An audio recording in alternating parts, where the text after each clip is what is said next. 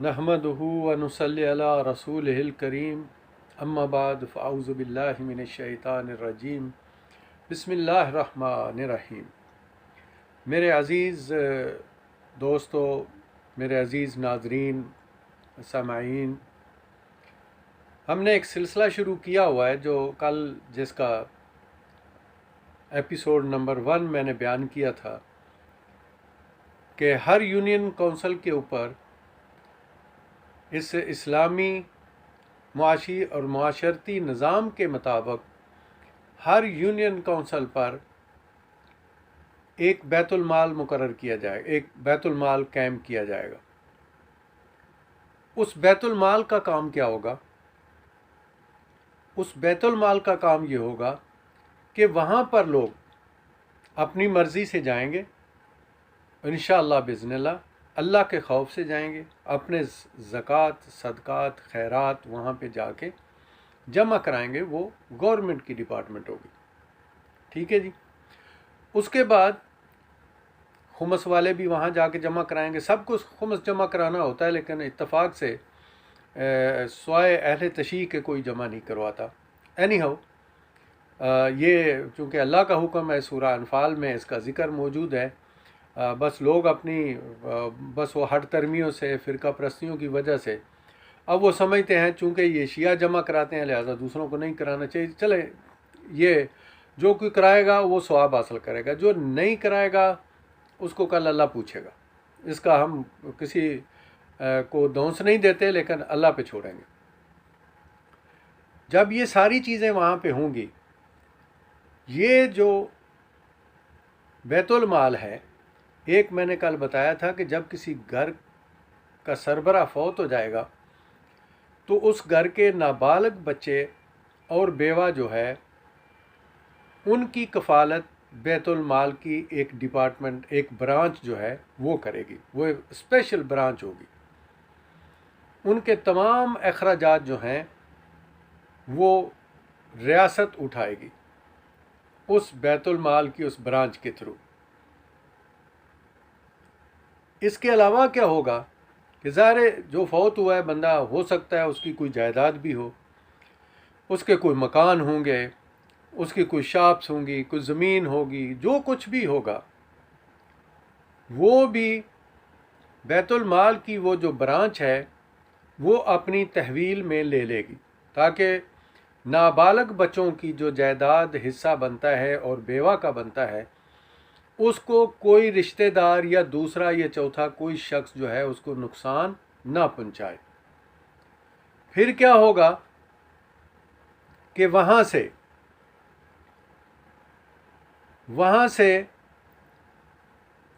जो बाकी सिलसिला चलेगा वो ये चलेगा कि वो जो जायदाद उस फौत होने वाले शख्स की वरासत जो होगी, जो बालगों को देने के बाद जो नाबालग बच्चों का हिस्सा और बेवा का होगा, वो डिपार्टमेंट अपने पास रख कर उसे इस्तेमाल करेगी।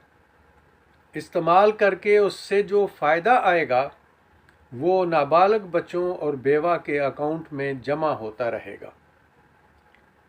तो जैसे जैसे उन बच्चों में से कोई बालग होगा उसके हिस्से की जायदाद प्लस जो प्रॉफिट उसकी जायदाद से आया होगा उसके हिस्से का, उसे देकर कोर्ट के ज़रिए लिख कर उसे देकर फारग कर दिया जाएगा। रही बात बेवा की, तो बेवा जब तक किसी दूसरी जगह पे शादी नहीं करेगी ये डिपार्टमेंट उसकी कफ़ालत करती रहेगी। हर किस्म के उसके अखराजात पूरे करना रियासत की इस डिपार्टमेंट का काम है। ये है वो इस्लामी मुआशी और मुआशरती निज़ाम। अब अगर वो बेवा सारी ज़िंदगी शादी नहीं करेगी तो पूरी ज़िंदगी ये डिपार्टमेंट उसकी कफ़ालत करेगी। वो जब चाहेगी जो उसके हिस्से की जो जायदाद है उस पर जो प्रॉफिट आया होगा वो जब चाहेगी गवर्नमेंट से, रियासत से वो ले सकेगी अपनी ज़रूरियात के लिए, अपनी ख़ास ज़रूरियात के लिए, उसकी अपनी मर्ज़ी है। विरासत को अपनी तहवील में लेने का मकसद क्या है? इसलिए कि अक्सर यतीमों का माल, नाबालिग बच्चों का माल, बेवाओं का माल रिश्तेदार खा जाते हैं। तो ये रियासत की ज़िम्मेदारी है कि कोई रिश्तेदार उनके माल को उनको तकलीफ़ ना दे। ये है रियासत मदीना जिसको कहते थे और कहते हैं। ये थे वो कवानीन जो अल्लाह सुब्हाना ताला ने अपने प्यारे हबीब मोहम्मद मुस्तफ़ा ख़ातमुल अंबिया को अता फ़रमाए और आपने इस दुनिया पे कायम किए, नाफज किए, और वो खुलफ़ाए राशिदीन तक कायम रहे। और हदीसों में मरकूज़ है, मकतूब है कि जब हज़रत उमर रज़ी अल्लाह अन्हु की रियासत थी, बहुत लंबी चौड़ी रियासत थी, लेकिन इस निज़ाम की बरकत से वहाँ पे सूरत हाल यही थी कि पूरी रियासत में कोई भी शख्स ज़कात, खैरात, सदकात लेने वाला नहीं था, सब देने वाले थे। ये थी वो मदीने की रियासत। ये है वो इस्लामी मुआशी और मुआशरती निज़ाम। इसके साथ साथ आज मैं थोड़ा सा यहाँ तक, ये बैतुल माल की मुझे उम्मीद है कि सबको समझ आ चुकी होगी।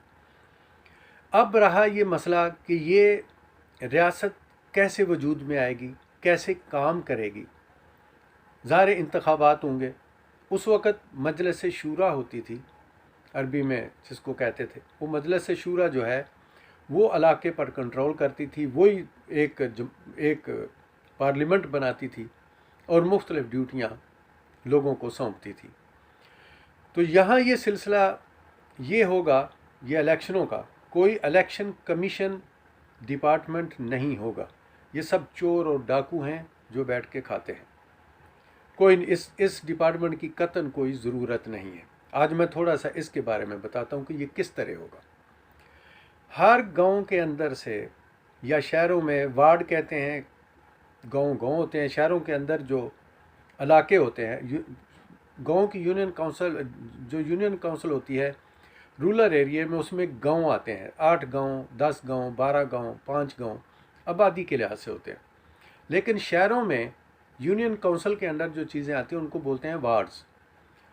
तो हर वार्ड या हर गांव के अंदर से 2 काउंसलर जो हैं वो मुंतखब किए जाएंगे। हर गांव या हर वार्ड के अंदर से 2 काउंसलर जो हैं वो मुंतखब होंगे, और मुंतखब होने के बाद वो अपनी एक काबीना जो है वो तश्कील देंगे। उस काबीना में कौन होगा? एक होगा सदर, एक होगा नायब सदर, एक जनरल सेक्रेटरी, एक इंफॉर्मेशन सेक्रेटरी और एक फिनांस सेक्रेटरी। ये 5 लोगों की कैबिनेट होगी। बाकी जितने काउंसलर हैं वो सारे के सारे काउंसलर भी उस कैबिनेट का हिस्सा होंगे। अब यहाँ पे इनका काम क्या होगा कि बहुत सारे ऐसे मामला जो यूनियन काउंसिल के अंदर रूनुमा होंगे, लोगों के दरमियान झगड़े, ये वो कोशिश करेंगे उनको निपटाने की। इन केस अगर किसी वजह से कोई केस उनसे नहीं निपटेगा तो फिर वो एक रिपोर्ट बनाकर पुलिस स्टेशन को रेफ़र करेंगे। इसी असना में ये जो इंतखाबात हैं ये किस तरीके से होंगे, यानी एक गांव में से 8 या 10 लोग जो हैं वो इंतखाबात में हिस्सा लेंगे। उसमें से सिर्फ 2 लोग जो हैं वो पार्लियामेंट में आएंगे। उनमें से दो जो लोग ज़्यादा वोट लेंगे वो पार्लियामेंट का हिस्सा बन जाएंगे। अब उनको वोट कौन करेगा? उसी गांव वाले उनको वोट करेंगे। कोई दूसरे गांव का बंदा जो है वो आके उस गांव के अंदर वोट नहीं करेगा। किसी को कहीं जाके कैंपेन करने की ज़रूरत नहीं है। कोई वोटर लिस्टें नहीं बनेगी। शनाख्ती कार्ड हैं, नादरा का सारा सिस्टम मौजूद है, कंप्यूटर होगा, लोग अपने शनाख्ती कार्ड के साथ आएंगे, जो उनका एड्रेस लिखा होगा जिस जगह का, उस जगह पे वो वोट कास्ट करेंगे। वो आके इलेक्शन में अपना शनाख्ती कार्ड देंगे, वो शनाख्ती कार्ड चेक किया जाएगा, एड्रेस देखा जाएगा, कंप्यूटर में देखा जाएगा कि ये शनाख्ती कार्ड असली है या जैली है, ये बालग है या नहीं बालग। बालक का ही शनाख्ती कार्ड बनता है, नाबालग का तो नहीं बनता। तो ये जो सिलसिला है, ये इलेक्शन इस तरीके से होंगे ताकि किसी किस्म की कैंपेन या इलेक्शनों में पैसा लगाने की कतन कोई ज़रूरत नहीं है। इंशाल्लाह ताला ये हमारी जो लोकल पुलिस होगी उसकी निगरानी में होंगे, कोई लड़ाई झगड़ा नहीं होगा इंशाल्लाह बिज़निल्लाह, और अमन तरीके से ये काम होगी। तो ये था आज थोड़ा इलेक्शनों का तरीक़ाकार और बैतुल माल की अफादियत। तो इसके साथ इजाज़त चाहूँगा। अल्लाह हम सब का हामी और नासर हो। बाकी जो इसके मज़ीद कोई तफसील है वो इंशाअल्लाह ताला मैं कल बयान करूँगा। पाकिस्तान जिंदाबाद, अफवाज पाकिस्तान पाइंदाबाद।